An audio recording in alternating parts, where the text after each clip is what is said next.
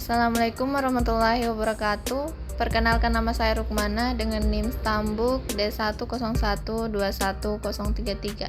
Baiklah, di sini saya akan menjelaskan salah satu asas penyelenggaraan urusan pemerintahan, yaitu asas tugas pembantuan. Definisi tugas pembantuan dalam bahasa Belanda yaitu met bin met serta turut bewin, yaitu berarti berkuasa atau memerintah. Di Belanda digunakan istilah Medbin atau Selfbestuur yang merupakan terjemahan dari bahasa Inggris self-government. Selfbestuur menjadi pembantu penyelenggaraan kepentingan pusat atau daerah yang tingkatnya lebih atas oleh alat-alat perlengkapan dari daerah-daerah yang lebih bawah.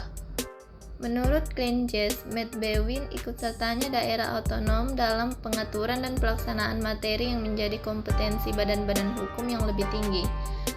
Medbestuur ikut sertanya daerah otonom dalam pengaturan dan pelaksanaan materi yang menjadi kompetensi badan-badan hukum yang lebih tinggi. Ikut sertanya daerah otonom dalam pelaksanaan perundang-undangan badan hukum yang lebih tinggi. Pengertian tugas pembantuan secara umum yaitu tugas pembantuan adalah penugasan dari pemerintah kepada daerah atau desa, dari pemerintah provinsi kepada kabupaten atau kota atau desa, serta dari pemerintah kabupaten atau kota kepada desa untuk melaksanakan tugas tertentu dengan kewajiban melaporkan dan mempertanggungjawabkan pelaksanaannya kepada yang menugaskan.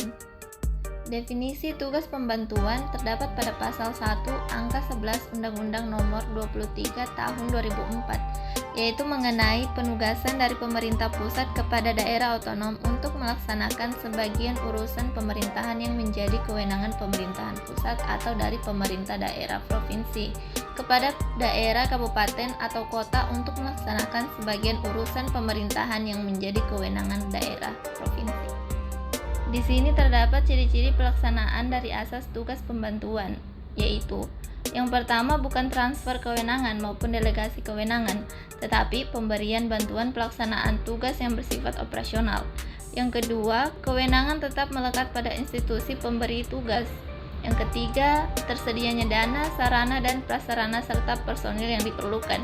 Yang terakhir, terdapat personil pelaksanaan sebagian besar adalah dari institusi pemberi tugas.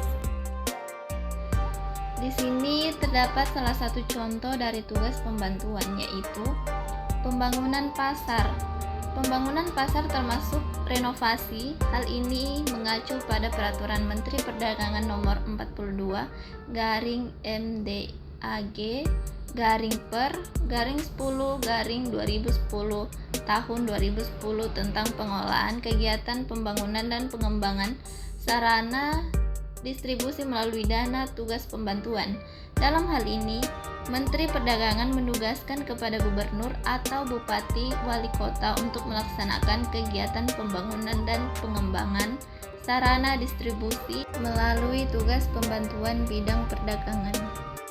Baiklah, selanjutnya saya akan menjelaskan mengenai tujuan tugas pembantuan. Tujuan diberikannya tugas pembantuan adalah lebih meningkatkan efektivitas dan efisiensi penyelenggaraan pembangunan serta pelayanan umum kepada masyarakat. Tugas pembantuan diselenggarakan karena tidak semua wewenang dan tugas pemerintahan dapat dilakukan dengan menggunakan asas desentralisasi dan asas dekonsentrasi. Baiklah, mungkin hanya itu yang dapat saya sampaikan mengenai salah satu asas penyelenggaraan urusan pemerintahan. Kurang dan lebihnya saya mohon maaf. Wassalamualaikum warahmatullahi wabarakatuh.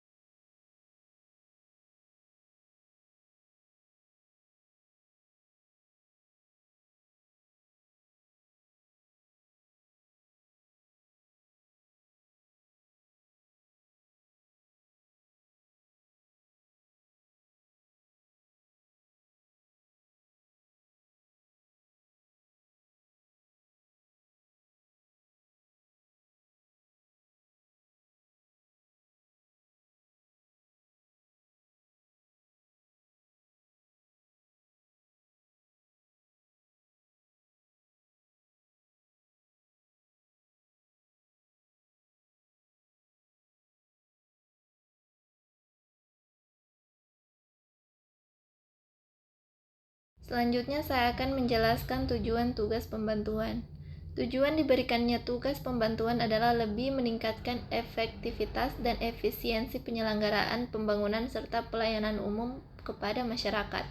Tugas pembantuan diselenggarakan karena tidak semua wewenang dan tugas pemerintahan dapat dilakukan dengan menggunakan asas desentralisasi dan asas dekonsentrasi.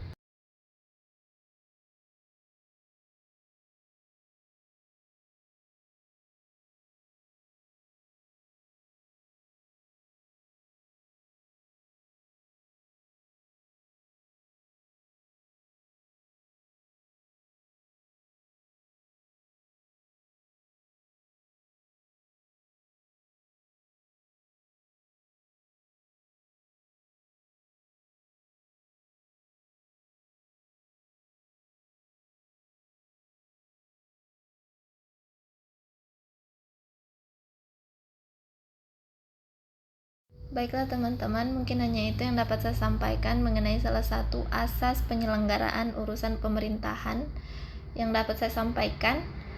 Kurang dan lebihnya saya mohon maaf. Wassalamualaikum warahmatullahi wabarakatuh.